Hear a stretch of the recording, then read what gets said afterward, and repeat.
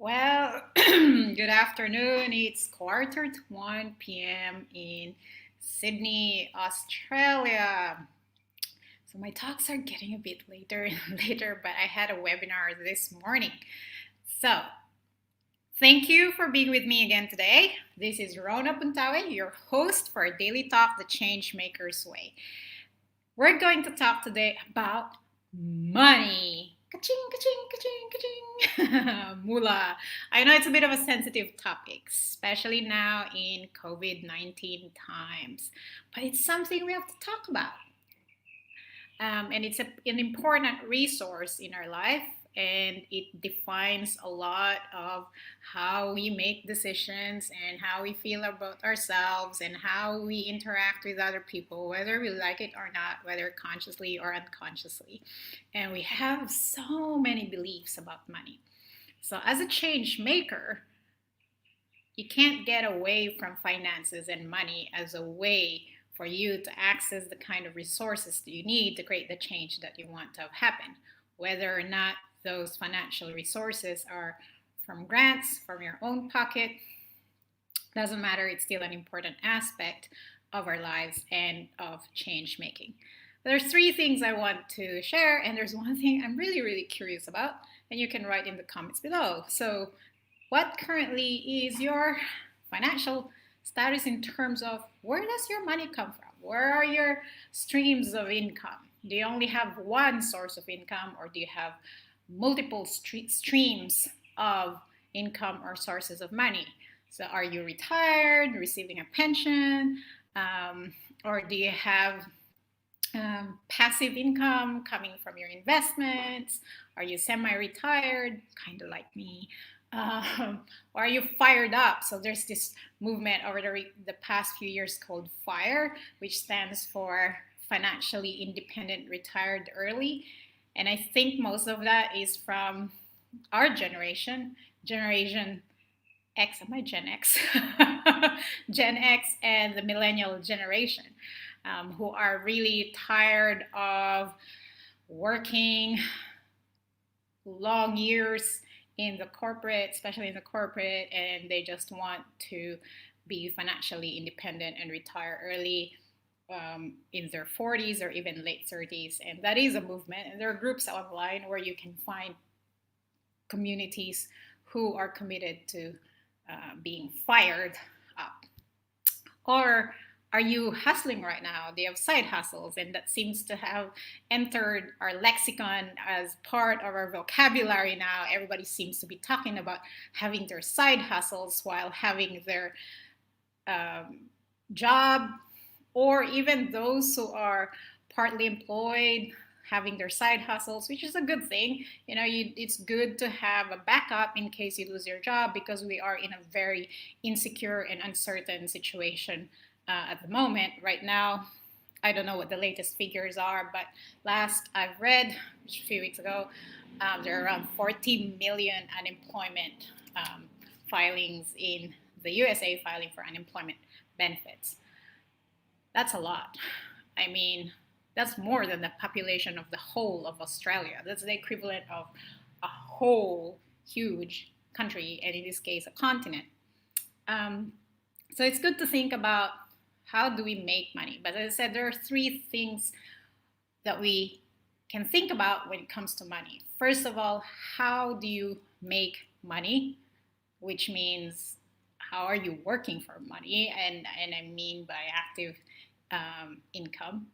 And two, how do you keep your money? Some people I know are so good at making money, but they're so bad at keeping money. It's as if the money just keeps flowing through their hands like that. And I find it strange and bizarre that someone who, say, easily, and I could guess easily, they're probably in high six figures and still struggle to have some savings, unless they have serious medical conditions, and sometimes medical bills can really wipe us out, and also other dependents who can be very expensive, right?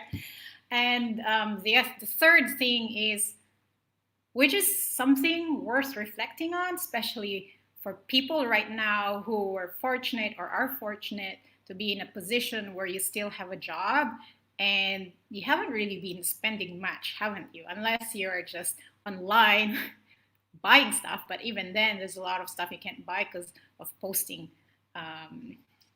issues. So the third thing to think about is, how do you multiply your money or make money work for you? So those three things. How are you making money?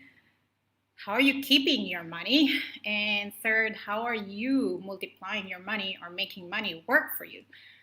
So a really cool place or space to be in is that you're able to keep money and also you're making money work for you. So you only work because you want to. And as Nassim Taleb says, it's good to have the third type of money, which is fuck you money. Yes, I said that, but I take that from Nassim Taleb, who is a thought leader. And he wrote the book called The Black Swan. And by the way, COVID-19 is not a black swan. A black swan is unknown, things that you won't have seen coming. People saw something like COVID-19 coming, so some nations could have been better prepared for it. And he also wrote the book called Antifragile. So in this situation, like COVID-19, we have to find ways, how can we be anti-fragile? Anti-fragile is not the same as being resilient. Because resilience is just simply surviving through tough times. But anti-fragile is really about taking advantage of volatility, of uncertainty, and leveraging that in your favor. So for example, the stock market has been very volatile. So someone who's anti-fragile would actually get into investing in the stock market when things are volatile because you profit off the volatility. You don't really make much money if the graph goes like that and it's pretty flat. You make money from this, when you happen to invest low and it goes up, and so on and so forth. In my case, I've been fortunate that even though I got spooked early in March and I pulled out all my investments from the stock market the same way that I did back in 2018 when the stock market crashed towards the end of the year in the last quarter, I pulled out totally from stock market but went back reinvested again. I did the same thing this year. I pulled out in March, which is not necessarily a good idea, but I don't know if I would have been able to withstand that extreme volatility. But I went back and I kept going back anyway. So, but I did it in a very, very conservative way. And the last few weeks, it's crazy because the market had never been so high, especially with tech stocks. So I've been able to, over the last few months, gain 25% return. So, which is pretty good, which kind of fucks up my brain a bit because trying to be an entrepreneur, going out there and say hustling for, launching my program, setting up business, it's a lot of hard work, a lot of attention, and a lot of energy, but you don't get an easy return from that as you would when you're actually investing. But for me, I feel like even though I would be making money sitting on my ass with just a few clicks through investing, that does not connect me with people. That's just making money. That's not being of service to other people. So I think that's one thing we also think about when it comes to money. There's so many different ways to make money, and that's why I'm very curious. How are you people making money? And there's so many different ways, but at the same time, that does not necessarily mean that that's the only path to make our lives meaningful. So the Changemaker's Way and the 10 principles of the Changemaker's Way is something that I've learned. It's like a consolidation of both professional and life lessons learned as someone who lives and breathes change, in order to have a rich, rewarding, and meaningful life. And when we say a rich life, it doesn't mean, again, having all the luxury. It simply means that you have the kind of life filled with, it's up to you how you define it, sensory delights, or even just delights in simple things, simple pleasures, pleasures with nature, or just having time for yourself, or time with the people you love, or having quality time. It's up to you what you mean by a rich life and also meaningful life, right? So I asked myself, why am I working so hard, trying to do what I'm doing when I can just focus on the third aspect, which is multiplying your money? And in fact, I've been successful at it, that I actually semi-retired early. But then being semi-retired, and I know those people who are fully retired can appreciate this. Like, what do you do when you're retired, right? So I do love traveling, and I've spent a lot of time traveling, but but then at the same time, like when I come back to my home base traveling, then what do? I still love doing what I do with organizational change. I still love interacting with people, although there's a part of me that loves being independent and just being free and exploring out there. And I just want to be left alone. And I treasure my own time a lot. There's still a huge part of me that loves to connect with people, work with people, and lead if I have to. So there is a balance across those three. Making money, actively working for money, and hopefully we are doing that in line with the things that we truly enjoy and we truly love. And sometimes we're not fortunate, but that's why we need to do the second thing, which is keep money, put us in a position where we are able to have some buffer that maybe eventually, we can transition to a different type of vocation that serves our soul, spirit, heart, mind better, or even quit a job eventually. I don't necessarily recommend it, even if that's what I did. That's a bit ballsy, but I was in a good financial position to be able to do that before. And third is multiplying your money, or generating passive income through investments.